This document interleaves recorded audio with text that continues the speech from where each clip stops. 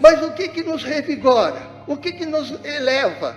É a palavra. É a palavra de Deus que vem para nos ensinar a caminhar com Jesus. E caminhar com Jesus é ser uma caminhada perseverante. Não só nos momentos bons, mas também nos momentos difíceis que nós vivemos. Então, é aí que começa a desenrolar um tempo novo.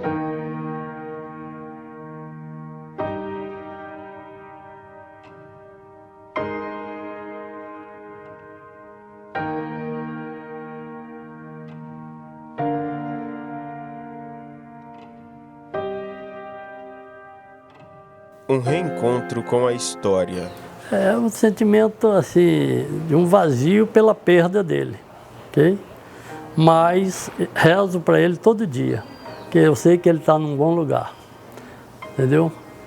Isso você pode ter certeza.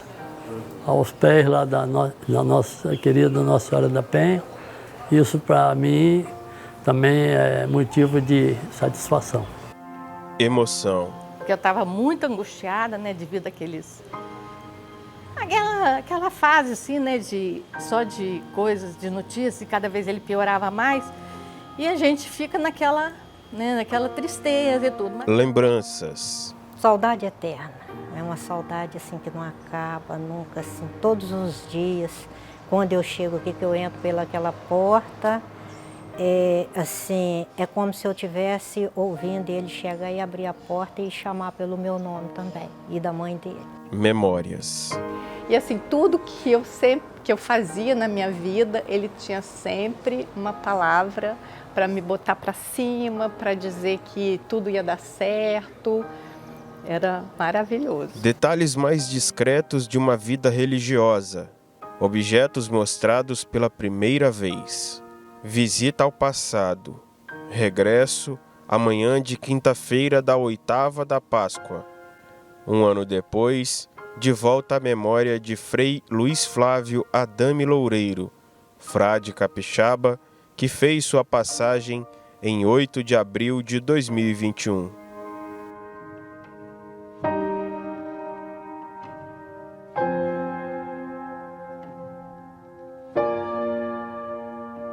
Filho de Guidomar Adame Loureiro e Honório Nascimento Loureiro, vamos conhecer a infância, a juventude, a vocação e o fim da missão neste mundo de Frei Luiz.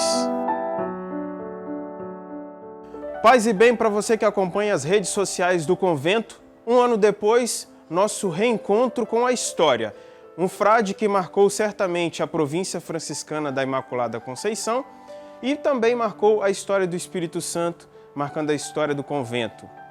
Hoje, nós vamos entrar um pouco mais na intimidade do Frei Luiz Flávio, com a família dele. Preparados? Preparados. Posso perguntar? Pode. Podemos fazer uma entrevista? Sim. O que o Frei Luiz representa? Tereza? Para mim, é mansidão, alegria e amor. Amor, para mim, é o primordial, amor. Simplicidade, amor e paixão pela fraternidade. Para mim, ele representou a paz e a luz. Para mim, ele dá união familiar toda. Para mim, é o amor. Muito amor. A paz e o amor. E como ele certamente não gostaria de ver a família triste, nós estamos felizes, não é isso? Sim. E será um momento especial essa entrevista? Sem dúvida. Muito especial.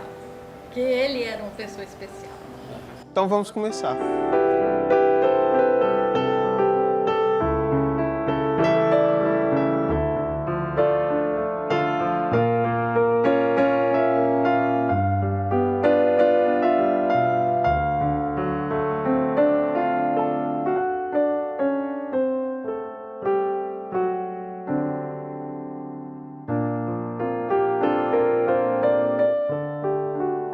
José Augusto, o que o Frei Luiz Flávio representa para o senhor?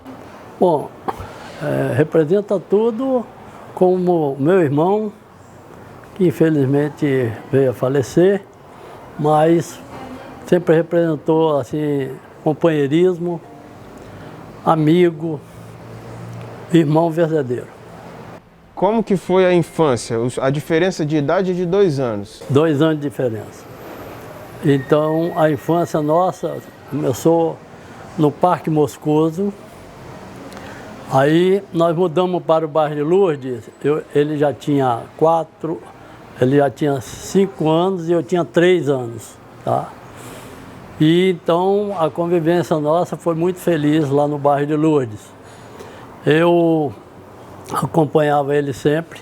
A gente tinha as brincadeiras de botar um dentro do caixote e puxar, o outro empurrava e ficava naquela brincadeira. Aí tinha hora que eu parava, falava, agora é a sua vez, você vai ter que me empurrar. Então ele me empurrava também.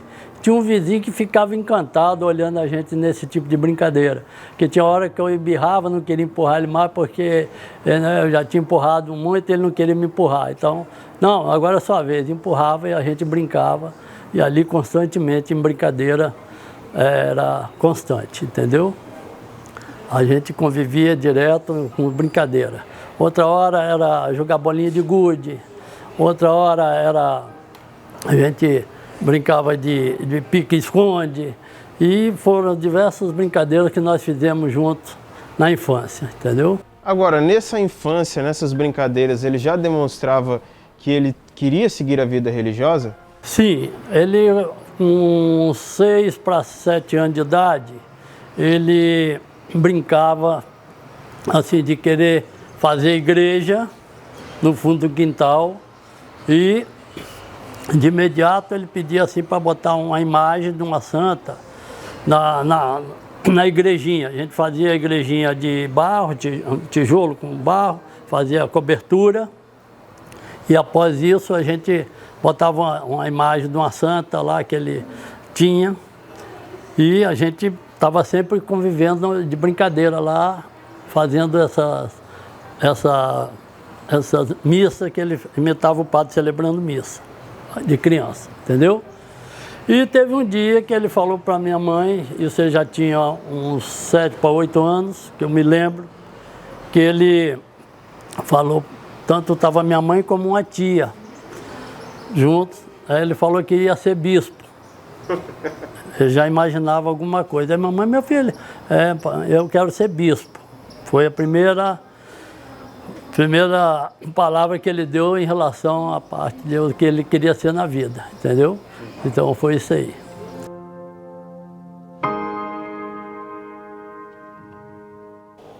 Pedir, né, a Deus que como eu sou muito emotiva, né, e que eu conseguisse passar, né, as informações, assim, de uma maneira mais alegre, do jeito que ele gostava. Ele não gostava de ver a gente triste. Ele sempre tirava as coisas assim. Às vezes eu comentava alguma coisa com ele, ele falava assim, deixa pra lá, minha irmã, não liga pra isso não. Então ele sempre tinha aquela palavra de carinho. Então eu pedi a Deus que fizesse com que eu passasse, né, as coisas que eu consegui conviver com ele durante esses quase 62, né? E de uma maneira assim bem alegre. Agora, a senhora falou que ele era muito alegre em casa. Como que era o Luiz família? Porque o Luiz frade a gente conhecia muito bem no convento. Como que era o Luiz família? Olha, ele era uma pessoa assim muito para cima. Por exemplo, ele chegava aqui, a Eva até depois pode falar, ele chegava aqui, ele falava assim, upa lá lá. Ele tinha uma coisa de quando ele chegava, que ele via todo mundo, ele falava assim, upa lá lá, que era uma coisa assim de alegria. Às vezes mamãe também, né, que já estava de mais idade, tudo, aí ele ia levantar e ele batia a palma e fazia assim, opa, vamos! Ele fazia assim, sempre rindo, sempre alegre, dava a mão a ela para ela levantar da cadeira, ou da cama, ou do sofá. Então ele era assim, uma pessoa mas muito alegre mesmo. Eu nunca vi Flávio triste. Sinceramente, assim, falando, eu tenho uma lembrança dele de quando ele foi a primeira vez para o seminário. E ele voltou, que ele estava com hepatite. E aí ele chegou na casa de mamãe, lá na nossa casa, que era no bairro de Lourdes, que a gente morava, um domingo muito chuvoso, e bateu na porta. E aí eu olhei que ninguém estava esperando ele chegar. Naquela época o telefone era difícil, ele estava em Guaratinguetá. Aí quando eu olhei, eu tomei aquele susto assim, aí eu gritei, mãe, Flávio está chegando. Aí ela falou, o quê? Ela falou assim. E ele estava assim, com as feições de quem estava doente, porque ele estava com hepatite, estava muito assim, amarelo, né? E tudo, mas ele não estava triste. Ele falou, ó, eu vim porque falaram que eu estava com hepatite e tudo. Aí na mesma hora meu tio foi lá, fez os exames e tudo e constatou. Mas nem assim, ele sentindo mal-estar da hepatite, ele triste mesmo, a gente não via. Ele estava sempre assim alegre, sempre tinha uma palavra de conforto, de alegria para passar para a gente, né? Ele pediu a província para poder residir no Espírito Santo, para estar mais próximo da mãe e da família. Por que a senhora acha que ele teve esse pedido especial à província? A vontade dele era sempre ficar por aqui, desde quando meu pai faleceu. Só que aí ele veio para Colatina, uma vez, eu acho que ele ficou uns meses no convento, de lá ele foi para Colatina, ficou acho que um ano, alguma coisa. E aí foi embora. Ele falou, pena que eu não vou ficar mais aqui. Mas um dia, se Deus quiser, eu vou conseguir vir para cá, para perto de vocês. Que ele sentia falta, né? Assim, do convívio com a família e tudo. E aí, quando ele veio para cá, para o convento, quando saiu, né, a nomeação dele aqui no convento e tudo, né? Aí ele ligou, no mesmo dia, ligou aqui para a Eva e ligou lá para casa, para falar comigo. Aí ele falou assim, vou para Penha, ele falou. Aí eu falei assim, mentira. Ele falou assim, não, é verdade, já saiu. Eu falei, mas já está tudo certo. Ele falou assim, tá. Eu falei, que alegria e tudo. Aí ele estava todo feliz. E assim, a gente pensando assim, né, de uma maneira, foi uma coisa boa, porque o que aconteceu com ele, né, ele estava aqui perto da gente, a gente pôde socorrer na hora que precisou, né, para levar para o hospital, essas coisas. Então, eu acho assim que lá em São Paulo ele ficava assim com muito medo, porque muito longe, né, da família e tudo, e aqui ele tinha o amparo, né, da gente, assim, mais perto e tudo. E Deus sabe, né, o que faz.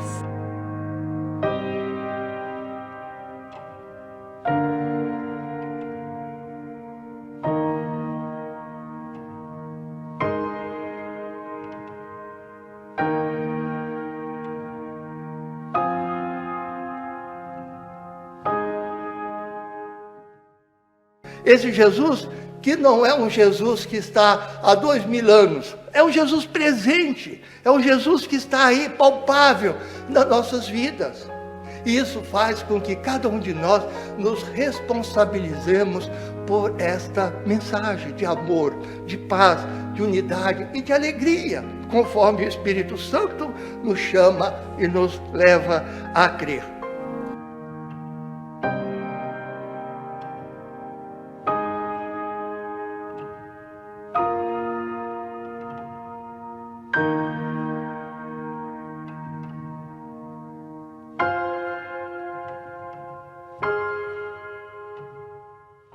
Agora, você comentou comigo que ele já tinha 18 anos quando você estava nascendo. Como que foi esse processo de não ter vivido com ele a infância dele, mas de ter vivenciado e ter vivido aqui com ele como irmão? Sim, ele tinha muito carinho. Eu lembro, se ele me levava para a praia.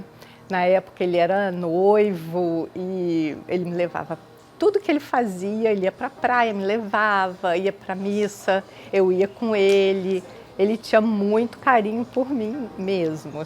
E ele era bem família? Você acompanhou esse passo que ele, já sendo sacerdote, ele gostava sempre de ser bem família? Eu me lembro que eu fui a São Paulo com a minha filha, ela foi num show, o Lollapalooza, e ele estava lá. Foi assim, uma das últimas vezes que a gente passou um dia junto, né? Porque depois ele veio para o convento, a gente vinha para cá, lanchava com ele, logo depois veio a pandemia. Mas esse encontro foi especial, porque ele me recebeu, lá no convento que ele estava, ele celebrou a missa e depois disso a gente teve um dia juntos, né? E ele falou assim, vou te levar para conhecer o centro de São Paulo, e era um sábado. A minha filha, que foi para o show, ficou doente, só que eu levei ela para o convento e botei. Aí ele falou, não, ela fica deitada aqui no quarto, ela teve uma crise de bronquite. Aí ele falou, a gente coloca ela no quarto e vamos sair. Eu falei, tá bom. Ela ficou no quarto dele. Ele me levou para conhecer o centro de São Paulo, a Catedral da Sé. Tem um convento lá que é muito bonito, que é acho que é de São Bento, Mosteiro de São Bento. Mosteiro de São Bento. A gente foi pro ponto de São Paulo, onde acho que teve a primeira missa em São Paulo. Uns lugares muito bonitos que eu não conhecia, porque eu acho que as pessoas têm meio um preconceito assim, com o centro de São Paulo, né?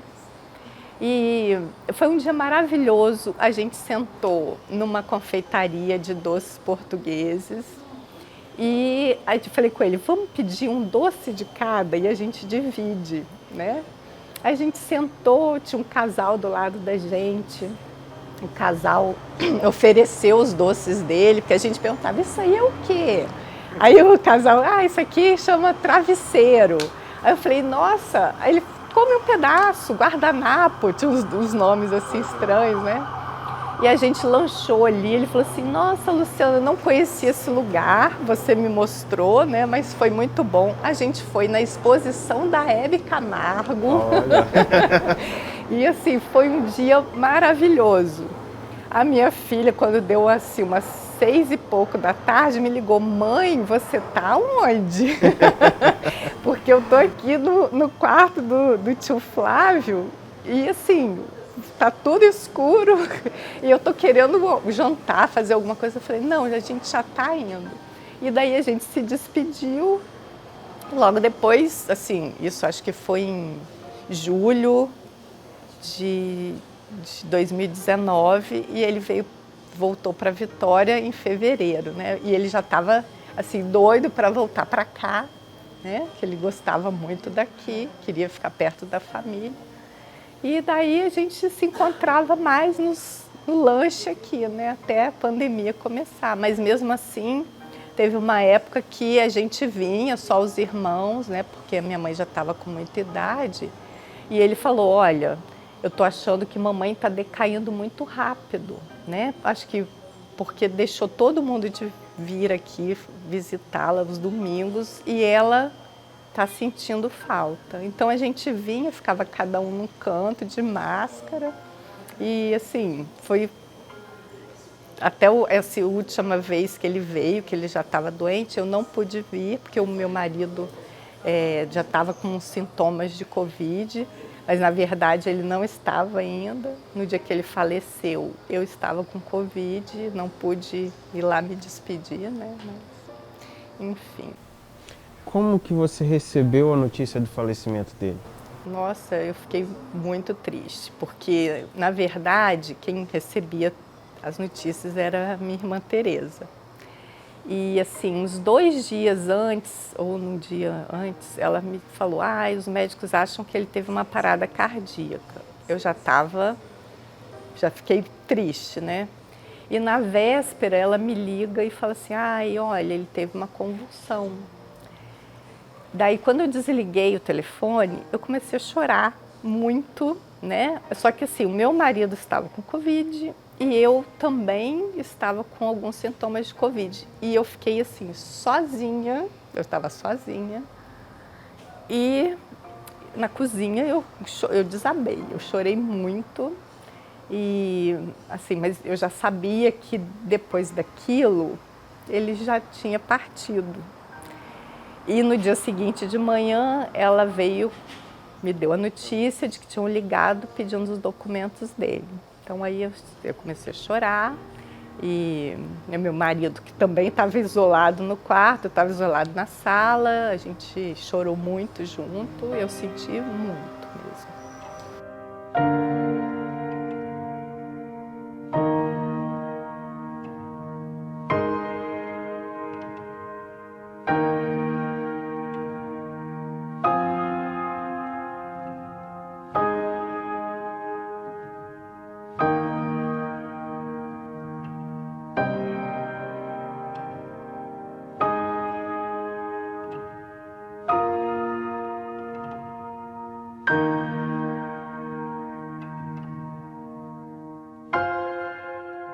E como que era para você ser irmão de padre, ser irmão de frade? Olha, foi uma benção muito grande, por quê? Porque ele sempre foi um cara diferente, né? Ele tinha a sua própria iluminação, a sua própria energia, né, religiosa. E ele era muito tranquilo, muito calmo naquela situação da personalidade dele, né? Foi muito boa, foi gratificante para todos nós, né, da família. Enfim, a gente vivia uma vida assim meio diferente, né? Porque a gente aquilo que eu disse, né, brincava muito com ele, falava assim, você é o melhor daqui de casa porque, na verdade, você conversa com Deus, não tem mulher, não paga imposto. Então você tem uma coisa tranquila. Aí eu falava, porque Deus, né, não reclama, pelo contrário, contribui e atende, né, nossas preces, nossas reflexões. Enfim, era divertido. Ronaldo, era divertido também os encontros de família, Sim. Nesse último ano, principalmente, que ele... Porque eu sempre... Eu gosto de fazer comida, e sempre fui mergulhador, pescador, então eu fazia sempre arroz de marisco, peixe assado, enfim, a gente reunia aqui, era um negócio muito bacana, muito interessante. Algum momento nessa retomada, depois dele ter voltado a morar aqui no Espírito Santo, tenha marcado você especialmente? Tem, porque na verdade eu acabei convivendo mais com ele nesse período, até porque ele estava mais constante aqui, todo domingo a gente vinha para cá lanchar, né, fazer... Ele sempre fazia as orações dele antes do lanche, fazia comunhão, enfim, mas eu conversava muito pouco, né, sobre religiosidade, sobre essa parte, né, dele, mas era um papo muito bom, muito em paz, né, e tinha uma energia muito gostosa, diferente, né, sem estresse, na meditação, Na hora, assim, o que passa na sua cabeça? O que passou na sua cabeça? Veio um pouco de desespero ou não? Não, eu veja bem, eu lido com essa parte vamos dizer assim, da morte de uma forma mais natural, porque no fundo, a gente sabe que a gente veio e que a gente vai. Aliás, eu acho que a vida é muito anterior ao próprio nascimento e ela se prolonga depois do falecimento. Eu acho que a gente é um ser espiritual, né? E aí, essa certeza, né, de que se foi, né, mas foi de uma forma muito de paz, né, sem muita dor, porque a nossa família, na verdade, é uma família que a gente nunca teve uma contenda, nunca teve uma briga, uma discussão. Então, a gente foi educado nesse clima de amor, de fraterno. Então, ele cumpriu a missão dele, né? E depois da morte dele, que eu fui saber que quantas e quantas pessoas, funcionários lá do prédio, todo mundo ficava assim, admirando, nossa, seu irmão, muito querido, seu irmão era vamos dizer assim, uma luz, né? Para muita gente, ajudou muita gente. Então, eu vivi assim, e vivo esse momento de uma plenitude, de uma paz muito interior, muito grande, até pelo que ele fez, né? Pela missão que ele passou aqui, né? E deixou o legado dele.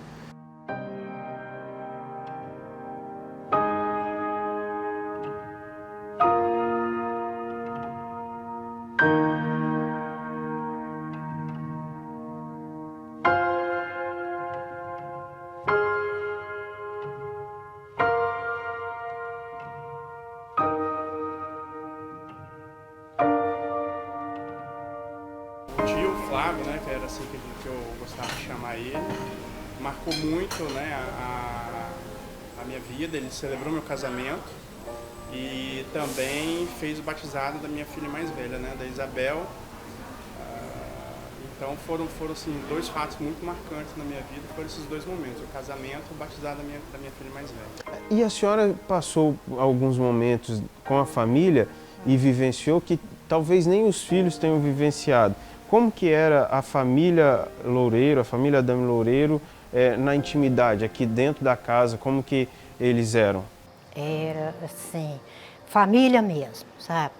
Eu tenho muita coisa assim de família que eu não convivi na minha infância, eu convivi com eles, tive o prazer, né, de conviver com eles e aprender, ser assim, mais família, uma mãe melhor, uma amiga melhor, uma esposa melhor, porque o pai e a mãe era assim, uma coisa assim, um exemplo para todos.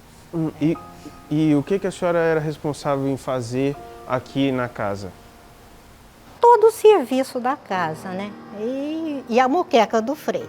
Que não podia faltar. Não podia faltar a muqueca. Antes dele sair lá do convento, ele sempre dava uma ligada e falava assim: Eva, já tá com a muqueca no fogo? Eu falei: já, Frei, pode vir, que daqui a pouco tá pronto. A muqueca capixaba. A muqueca capixaba. Ele não abria mão dela na segunda, né? Agora, a senhora se sente da família? Sinto. Me sinto da família. É uma família muito assim acolhedora e assim, eu me sinto uma parte da família também. E quando o Frei Luiz, já que a senhora se sente uma parte da família, quando ele morre, a senhora também perdeu um pedacinho? Até hoje, eu sinto isso. Eu sinto assim que eu perdi um irmão, não só um frei, um conselheiro, mas um irmão, que Flávio era para mim um irmão. Pois é, eu sou casada com o irmão dele por 40 anos. E nesses 40 anos, a vivência com a família toda foi sempre muito gratificante. Foi um acolhimento de carinho e de vida e de experiência, onde eu só enriqueci com os valores da família, entendeu? E aí eu incluo o Frei Luiz, que sempre foi maravilhoso na aceitação, nas palavras, na convivência. Aqui mesmo nesse espaço tenho excelentes lembranças, excelentes lembranças. E o Guto, seu esposo, ele tem, aliás, uma aparência muito parecida com a do Frei Luiz. Isso é motivo de orgulho também para a senhora? Sim, sim. Apesar de internamente eles serem diferentes, entendeu? Frei Luiz era mais contido, mais pesava mais as opiniões, com mais parcimônia, né? Zé Augusto já um pouco mais explosivo e Flávio sempre, Zé Augusto precisa melhorar essa parte para ficar. Então, tinha já desde sempre uma postura sacerdotal, entendeu? Era muito claro isso para todos nós. E para a senhora ser cunhada de um frade, de um padre, tinha um peso maior? Muito grande, muito grande. Senti muita falta quando perdi meu pai, e porque na minha cabeça, quando isso acontecesse, Flávio estaria junto comigo, né? E não foi possível. Mas ele prestou, meu pai sempre foi muito devoto, nós todos da família, Nossa Senhora da Penha. E quando meu pai faleceu, Flávio colocou o nome dele durante a missa, me fez essa homenagem que me deixou profundamente agradecida. Quando foi o falecimento? Foi dia 14 de outubro hoje nós estamos em 2022, vai fazer 3 anos, 2019, né? Isso, 2019. Flávio colocou por escrito o nome dele E eu me senti assim, acolhida, aquela ausência que eu senti no dia do falecimento preencheu pelas palavras que ele disse, o fato de ter homenageado o papai, porque eu sou a filha mais velha dele e eu fui várias vezes, levantava com o papai cedinho para ir ao convento. Era uma programação, você vai comigo? Eu vou. Então, o que eu queria fazer com o papai é que um dia o nome dele fosse dito diante da Nossa Senhora da Penha. E Flávio fez isso por mim. Então, é sem preço, não é? Sem preço. Ele foi o responsável por fazer por a isso. realização disso aí, desse carinho, que eu me senti confortada, entendeu? Pelo que ele fez.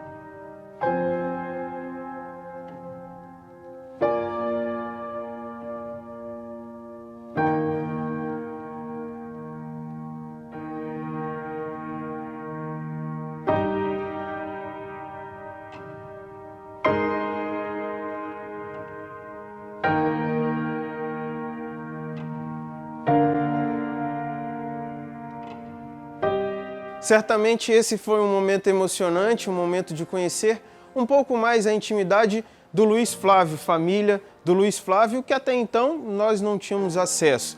Então eu queria agradecer imensamente a família por ter aberto a casa um ano depois e ter se reencontrado nesse momento.